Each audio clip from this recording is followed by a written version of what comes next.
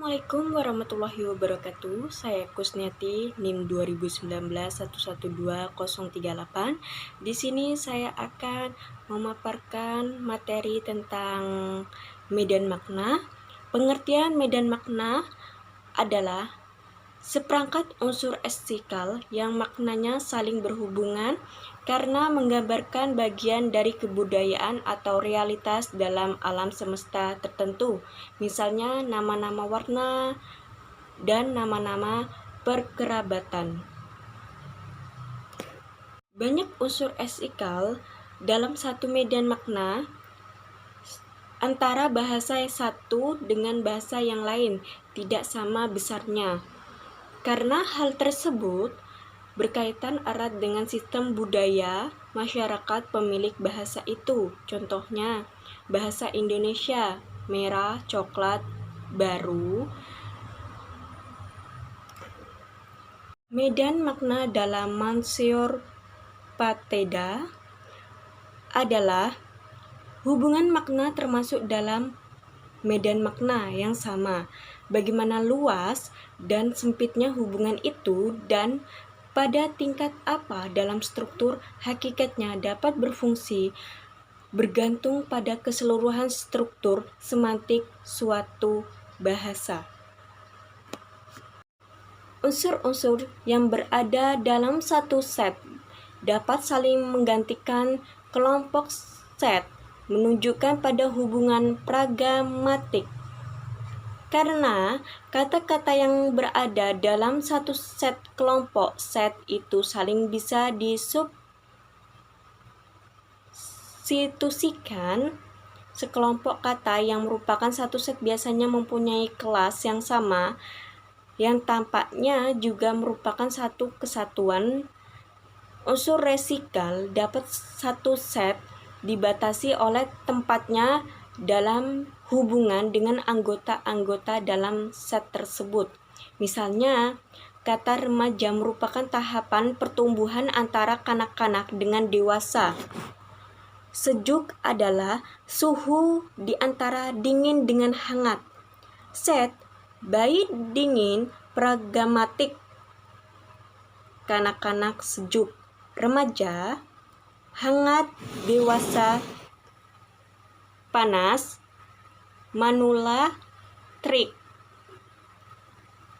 Kelompok kata atas koleksi dan set ini besar artinya bagi kita dalam memahami konsep budaya yang ada dalam suatu masyarakat.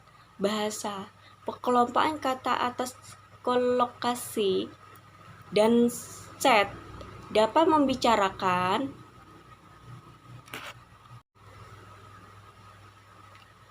memberikan gambaran yang jelas mengenai teori medan makna. Karena itu, secara semantik diakui bahwa pengelompokan kata atau unsur leksikal secara kolokasi dan set hanya menyangkut satu segi makna.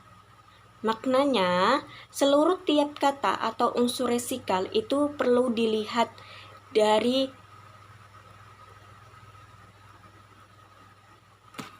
penerapan teori medan makna dalam pembelajaran adalah penerapan teori medan makna diterapkan dengan metode brainstorming, yaitu kerjasama antara anggota kelompok untuk saling memberikan kontribusi pemikiran tanpa adanya penilaian dan analisis dalam waktu yang pendek. Pekerjasamaan untuk mempresentasikan dan merealisasikan opini, pemikiran, atau pendapat secara lisan dengan bimbingan pengajar tanpa membatasi kreativitas pembelajar. Adapun prosedur pelaksanaan pembelajaran melalui langkah-langkah berikut.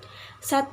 Pengajar memulai dengan memaparkan opini dan meminta kepada pembelajar untuk menyampaikan pendapat. Kemudian pembelajaran diminta untuk menulis hasil pemikiran di papan tulis. 2. Pengajar dan pembelajar secara bersama-sama menentukan opini yang sesuai yang disepakati dengan argumentasi. Dan ketiga, pengajar menyiapkan poin-poin penting di akhir pembelajaran sebagai kesimpulan dari materi. Hal tersebut dilakukan secara penerapan teori medan makna dalam pembelajaran bahasa Indonesia melalui beberapa langkah, yaitu sebagai berikut. 1. Memahami tema khusus yang menjadi bahan pembicaraan. 2. Menginterpretasikan kosakata yang terkait dengan tema atau objek, baik berupa kata verbal atau kata nominal dan kata tugas. 3. Menyusun kalimat dari kosakata yang dihasilkan. 4. Kemudian menyusun kalimat menyusun paragraf sampai menjadi satu paragraf yang logis antara sebagian opini pokok dengan opini pokok yang lain saling terkait atau koheren. Dan langkah-langkah pembelajaran seperti ini memberikan kontribusi yang penting bagi mahasiswa dalam meningkatkan pembelajaran bahasa Indonesia. 1. Meningkatkan minat mahasiswa dalam pembelajaran bahasa Indonesia. 2. Meningkatkan skill berbicara, terlebih dalam mendeskripsikan suatu objek dan menjelaskannya. 3. Meningkatkan kepercayaan diri mahasiswa ketika berbicara dengan bahasa Indonesia. 4. Meningkatkan keberanian mahasiswa ketika berbicara di hadapan hayalan umum. Terima kasih paparan yang saya berikan, semoga bermanfaat. Bila ada salah kata, saya mohon maaf kepada Allah, saya mohon ampun. Wa taufiq wal hidayah. Wassalamualaikum warahmatullahi wabarakatuh. Sekian materi yang saya jelaskan tentang medan makna, semoga bisa bermanfaat. Bila ada salah kata, saya mohon maaf kepada Allah, saya mohon ampun. Saya akhiri. Wa taufiq wal hidayah. Wassalamualaikum warahmatullahi wabarakatuh.